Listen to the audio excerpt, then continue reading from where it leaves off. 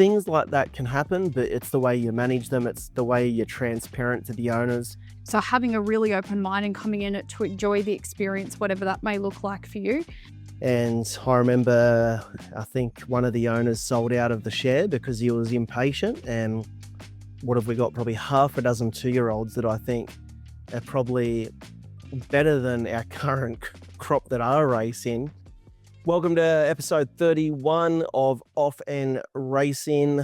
I've got my wife, Jen, with me, who basically runs the business behind the scenes, does basically everything for the business apart from anything to do with picking a horse and with a horse, to be honest. So we're here at, we're in my man cave actually at home, which is nice. It's different. Jen, this is your first podcast. It is. Thank you for having me. I'm normally not a guest, but I think at the same time, it's good for people to see the other part of the business, the other side of the business, the things we deal with together in running it as well. So Jen, we sit here so the listeners and viewers can find out, I guess, what's your day-to-day look like, what's the most time-consuming, and I guess what's the most challenging and difficult, etc. There's so many facets to what we do now, and I think that people don't necessarily understand. It's probably interesting for them to also understand how much goes on behind the scenes. From the minute we choose a horse, if I can go back to the very start, say for example, we're at a sale, there's so much involved by way of regulation of our business. Sean will select a horse, we have to insure it, we have to prepare documentation for that horse. We provide people with that documentation so that they're fully informed. So that's only one very small aspect of what we do. And then the day-to-day management of what we do in terms of responding to owners, responding to inquiries, assisting people when they want to buy a share, what they may be looking for, answering all the questions they may have. And then there's also the day-to-day management and communication with our existing owner database.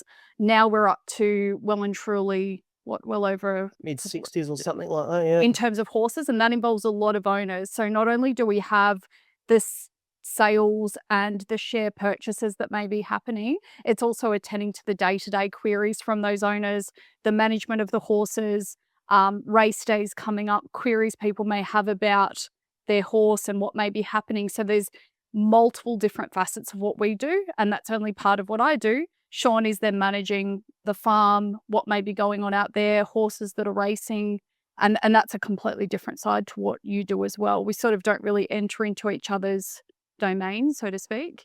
No, yours is above my pay grade. And so like day to day, fill us in, like what are you normally doing during the day? Well, there's probably two main parts. It's selling shares to prospective owners and what they may be interested in. At the moment we have upwards of around 7 or 8 horses with shares remaining. So you get a lot of different queries from prospective owners as well as our existing database. Well, I think we bought, eight, I think this year, and 3 are sold. So we've sort of got 5 remaining, but at the moment, like the Harry Angels, say 20%, like there's probably 3 or 4 that have got minimum shares. Limited shares remaining. Yep. So you're dealing with prospective owners and our existing database that may be looking at shares. And then the larger part of what I just referred to before is managing the horses we have in our system and responding to owners. There's multiple different queries you may be asked in any one day. And we do our best to facilitate that. We largely use Prism as our main communication portal, but obviously that will only provide your standard day-to-day updates for horses, and people will necessarily have direct questions for me. Sometimes I can answer those, and other times I have to refer to Sean if it's specifically horse related. But I think communication with our owners in one way or another takes up the largest part of what we do on a day-to-day basis. And then you've got all the admin side of things. That's exactly right. All of the administration. So if people are coming into a horse for the first time, they're provided with what's called a product disclosure statement. So that outlines everything that they're about to come into by way of the share, what might be included for the share, what can happen throughout the horse's career, so different things that may occur. It tries to answer all of those questions and foreseeable questions that people may have. And then there's also just the everyday matters that occur in terms of the administration of a horse. So there is a lot involved, and we do our best to make it as easy and as enjoyable for people as possible. Yep. And for myself, basically, I basically just manage the farm, or Shane manages the farm. He's our farm manager. He lives at the farm. So we've got 24-hour security. He lives in the house there. And so it's fantastic to have Shane. He's absolutely priceless to have there. And it's I never take advantage of the situation that he gives us, and I guess me also. It allows me to go to the sales. Just this podcast will come out, and I've already been to the Queensland March sale.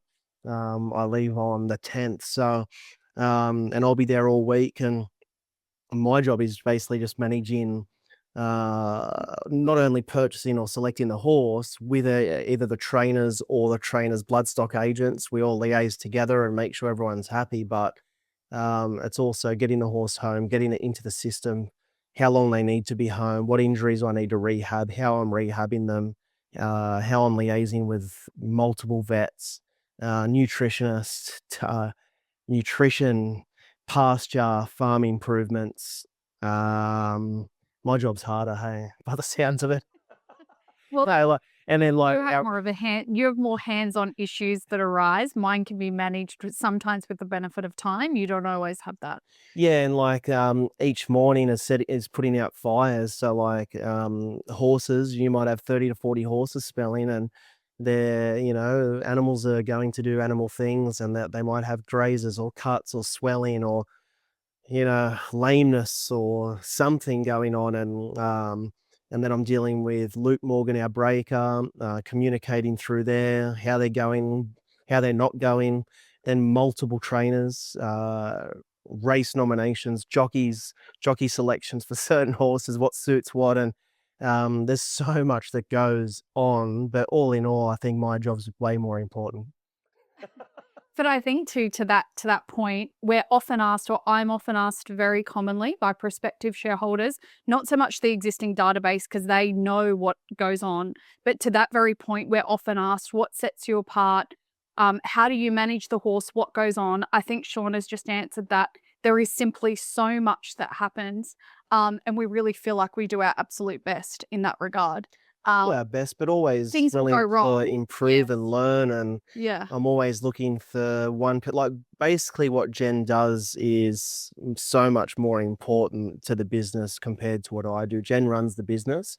I'm just behind the scenes controlling the horses. So I basically have no involvement in the business aspect and what goes on basically in the office. So that if it's horse related, obviously that's me. But yeah, look, we try our best. We're willing to always, you can never learn, you can never know everything. You always have to learn. There's always something to learn, whether it's diet, pasture, soil content, agronomists, nutritionists. I'm constantly trying to find new ways and new means to compete, because when you are in town, it's all well and good, with all due respect, if we're at Maruya or Goulburn or Albury or Hawkesbury, but when you're going to Rose Hill, Randwick, and you're racing in the bigger races, you're coming up against the best. You're against the best, the biggest, the most powerful,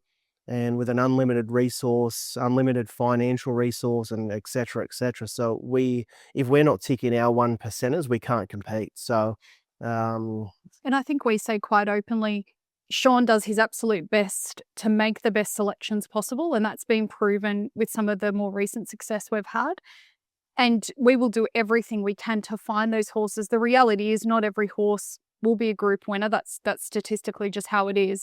But as long as we've done our best to manage that horse and give our owners a great experience, that's ultimately what will have repeat business for us. And I think we do that well.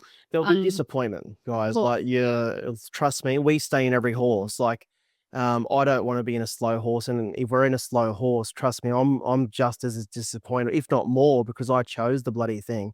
And they go through, they all, whether it's a private Harry or, all due respect, a son of Eureka, they all go through the same system, have the same nutrition, have the same education, They've been through the same selection process. Yeah, like the same vetting. We use the same vet.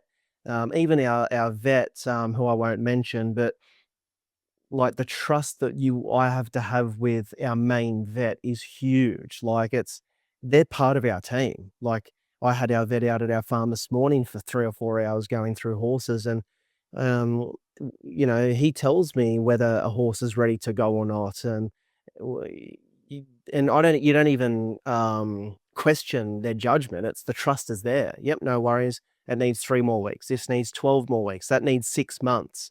And that happened this morning. He's like, "This horse needs 6 more months." I'm like, "Far out." But there's not even a question. It's like that, yep, that is what it is. The systems are in place. The trust is there. It has worked. It works. You don't change what's not broken, and it just is what it is. What I say to the owners, don't buy 2 10% shares, buy 4 5% shares. Throw many darts, and you'll have a disappointing horse, but spread your risk. Invest in numerous horses. You don't have to have a 20% share. I'd rather you have, 4 5% shares. I don't know. That's not my And in forte, but differing price points too. Price doesn't, I guess it is dictating more and more where we're going in terms of horses and horse selection, but there's no rules. You can buy at different price points, and don't put all your eggs in one basket. More often than not, Sean and I will discourage people from taking 10 or 20%. Like Sean said, we will say, spread your risk and have 4 2.5% shares instead of putting all your eggs in one basket for that reason.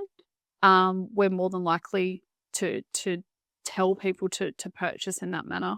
yeah, 100%. And things go wrong.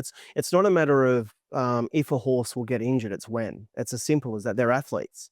They're running at 60 k's an hour, they're weighing half a ton. So, and the better ones are harder to keep sound because they're faster. So, the slower ones, unfortunately, just stay sound, and because they're running slower. It's as simple as that. So, um, horses that try and horses that are fast will unfortunately take a lot more care and management, and that's just how it is. So you work so hard to find the champions and find the good horses, but you're working twice as hard behind the scenes to keep that good horse on the track on a Saturday. Like it's such a seesaw battle for not only or mainly the trainer and their vet, but also myself at home. Like how am I like Austin Rocks as an example, like I'm just being honest, he had a setback. He was in the market for the Oakley plate, and yeah, it sucks. That was Matty Dale ringing me just then. But like it's as a team, you get together and you've got to cop it on the chin, and it's not a major setback at the moment. He's fine, but we nearly lost him. Yeah. Right, like he had to have emergency colic surgery. Never ever had a lame day in his life. He's in career peak form. And then I've got to tell the owners that, hey guys, he's on a truck.